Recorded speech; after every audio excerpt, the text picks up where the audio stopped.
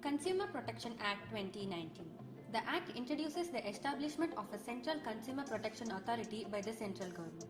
Here, I am Adyasha with my friends Lalita, Anita, Pavitra, Sri Vishnu, Dinesh and Bharatwaj of First BA Defence and Strategic Studies here to present the topic Consumer Protection Act 2019 and the Health and Care Services.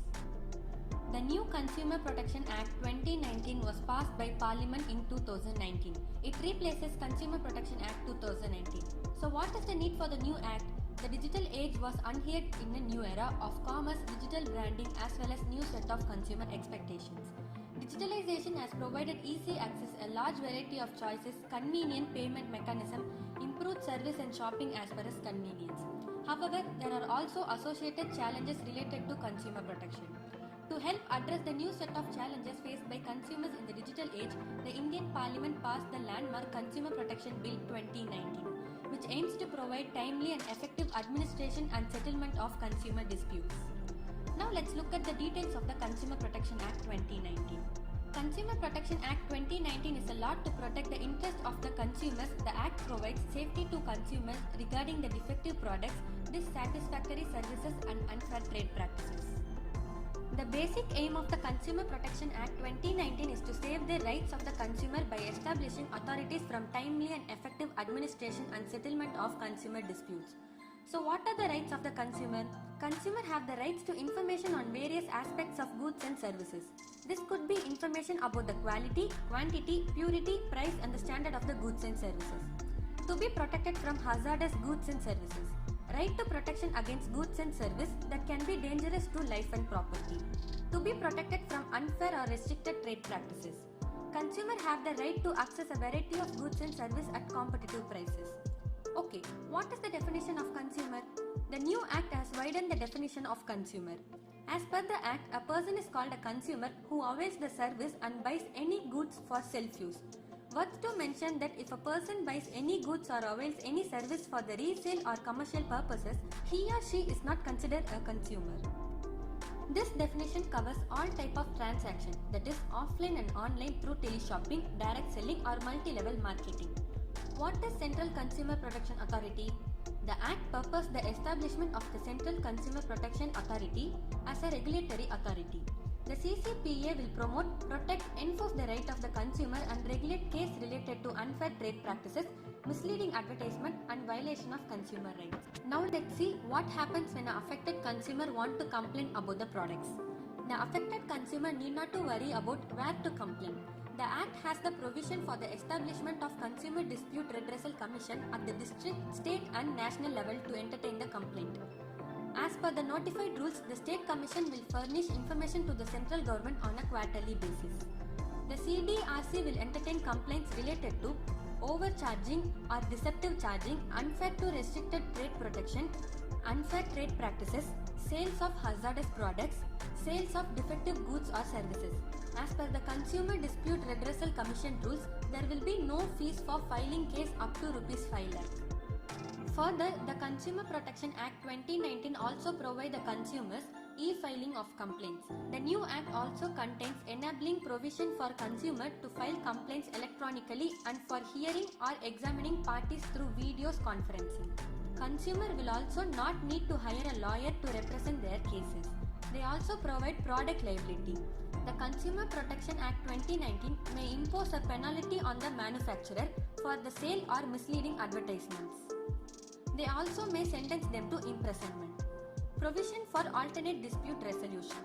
The new act provides for mediation as an alternate dispute resolution mechanism. For mediation, there will be a strict timeline fixed in the rule. Unfair trade practices. The new act has armed the authorities to take action against unfair trade practices too. Let me tell you about the Central Consumer Protection Council. The Consumer Protection Act will empower the central government to establish a Central Protection Council. It will act as an advisory body. Applicability. This act is applicable to all the products and services until or unless any product or service is especially debarred out of the scope of this act by the central government. The Consumer Protection Act, which came into effect on 24 July 2020, is expected to go a long way in service the interests of consumers at large. In times such as present with the COVID-19 pandemic raging across the countries, disputes are likely to arise over the shoddy services in certain segments of the health and care sector. The new Consumer Protection Act has came into operation replacing the earlier law which was over 3 decades old. What are the fundamental differences between the two acts? And will the new law serve the expectation of the consumer better than the previous one? The present law is a generation next intending to build upon the old 1986 law.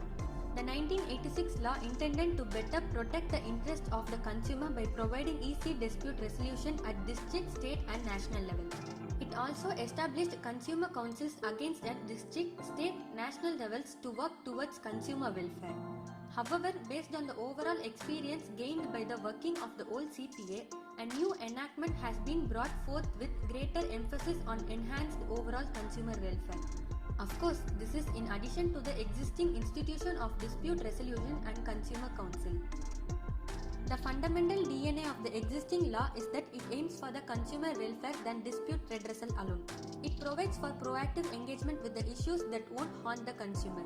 Establishment of Central Consumer Protection Authority with required powers is another additional agency provided for, which might prove to be the game changer in the days to come. A lot depends upon the CCPA to realize the overall objective of the enactment. If this happens, the new law will certainly serve the expectations of the consumer a much more meaningful way. In the new act, the ceiling and the compensation at various levels has been increased.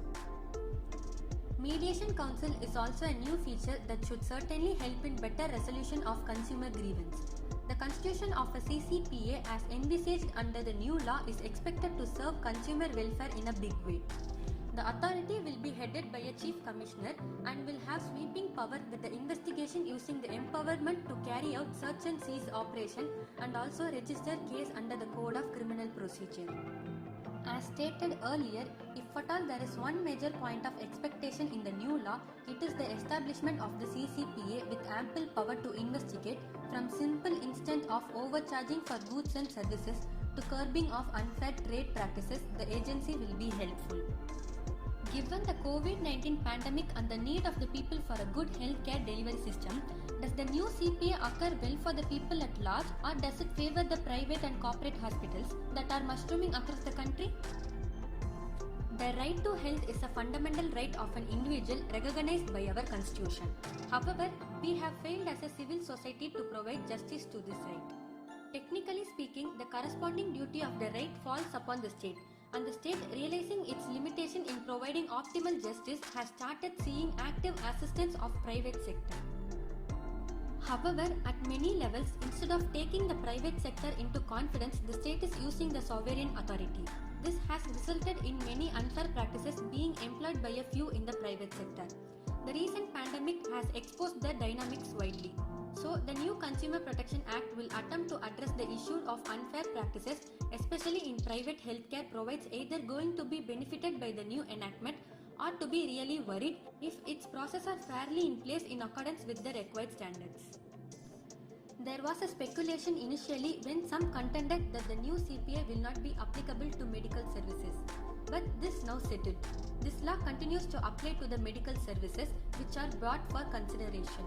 In other words, if the patient pays for receiving the medical services even at concessional rates, then he gets under the ambit of CPA. If the medical services are rendered for free or as charity, then they will be spared. These principles are applicable to both the government hospitals and corporate hospitals alike. If a government runs established charges as a fee, its service is liable under CPA, while a private hospital providing services as charity gets spared. Yes, this approach is on the basis of Honorable Supreme Decision in VP Shanta's case 1985. The same continues even now under the new CPA's regime.